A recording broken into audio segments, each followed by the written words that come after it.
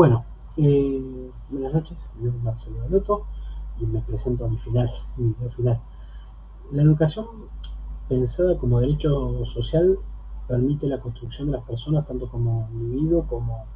en su derecho dentro de la comunidad. Con esta perspectiva, las políticas que se dictan y las prácticas que se generan tienen que brindar a los estudiantes las herramientas para su superación,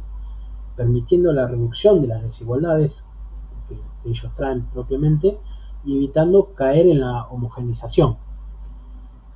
Como todo derecho, en los diferentes momentos que se sancionan normativas al respecto, se puede ver la imagen de las luchas de poder que se dan a nivel social en cada época, con lo que se puede concordar con el abordaje histórico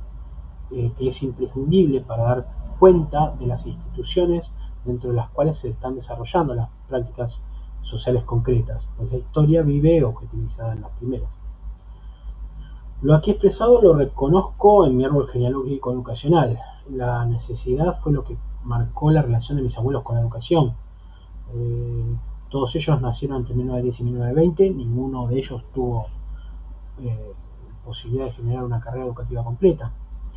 Todos ellos cursaron los niveles básicos de la educación común en instituciones públicas sin completar dichos trayectos. En los mismos obtuvieron los contenidos necesarios para alcanzar niveles básicos de alfabetización que el Estado proponía y que como complemento les permitía satisfacer las necesidades familiares básicas con el esfuerzo que realizaban ellos. Sin embargo, evidenciaron el resultado del ascenso social que las políticas educativas de obligatoriedad y expansión de la gratuidad generaban en su entorno, o sea, en otras familias,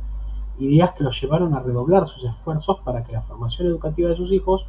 pudieran permitirles el ascenso social que la educación prometía. Mis dos abuelas tenían una educación de nivel primario básico inacabado, con el perfeccionamiento que pudieron obtener luego en distintas habilidades manuales de costura, bordado, cocina, en instituciones de oficios, propio de lo que se le requería a mujeres de la época para atender a las necesidades de la familia. Por su lado, sus esposos, o sea, mis abuelos, también con procesos educativos del mismo nivel truncados, si bien pudieron tener algunos acercamientos a otras instituciones de oficios como de electricidad y demás, no lo tenían ellos como meta, sino que, o sea, como una carrera de estudios, sí, pero que tenían como principal misión dar a sus descendientes el acceso a niveles de educación superiores a los que ellos habían accedido, ya que las políticas educativas de la época solo tenían como objetivo quizá la educación, no, quizá no, seguridad, la educación de ciudadanos argentinos normalizados homogenizados, como les digo yo, sin hacer hincapié en las subjetividades o procesos personales y no reconociendo la educación en sí como un derecho social. Los trayectos educativos de mis padres, mi papá y mi mamá, se encontraron influenciados en gran medida por las nuevas políticas de la época en una relación directa con el estado de bienestar ya propio de la Segunda Guerra, en las mismas épocas de la Segunda Guerra. El rol del Estado ya estaba tomando el derecho a la educación, como decían, una concepción más social, no solo como una cuestión normativa o otorgando contenidos básicos para formar ciudadanos, sino que interviene al ofrecer junto a los particulares una mayor propuesta educativa para garantizar el acceso democrático al goce de dicho derecho. Ellos iniciaron sus estudios en las épocas del peronismo, en la primaria y la dictadura en las épocas restantes, pudiendo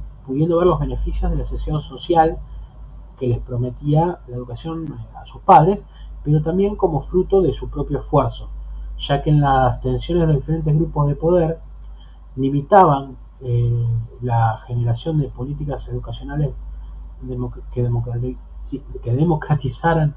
el acceso a la educación en escuelas públicas gratuitas con un alto nivel de adoctrinamiento. Entendiendo estas cuestiones, lo planteé con un ejemplo muy concreto que mi mamá siempre decía, los textos que decían, por ejemplo, Eva me ama o Perón me ama, o aprender a leer con el primer y el segundo plan quinquenal, o o sea, con la lectura, por repetición de aprender a leer, que esas son estructuras de adoctrinamiento, como también se daban en la época de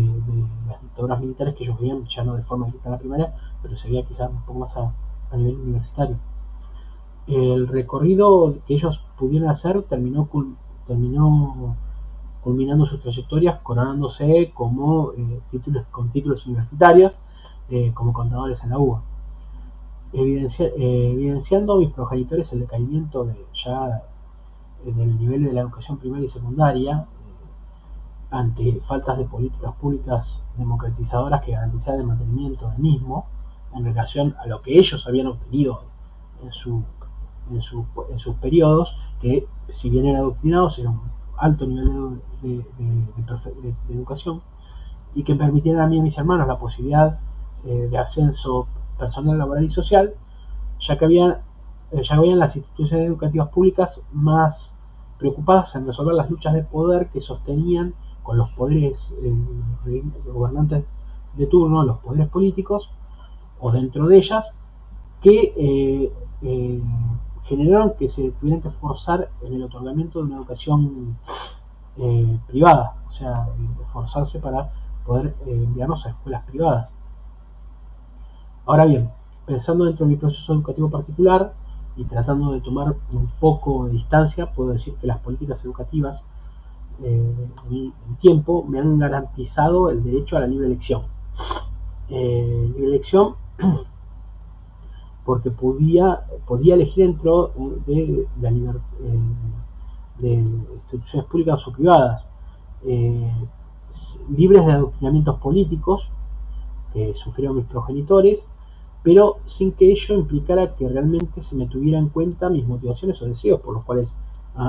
yo quería aprender, o lo que quería aprender. Esto lo sostengo desde mi entendimiento que las políticas públicas educativas de la década de 80 y 90 estaban más enfocadas en mantener la apertura democrática del sistema educacional y a lo que el mercado les fuera útil, pero sin detenerse a observar las subjetividades y particularidades de los alumnos que cursábamos o que pasábamos por las aulas, eh, que en la práctica en definitiva éramos quienes teníamos el deseo de aprender. Bueno, esto es todo. Muchas gracias.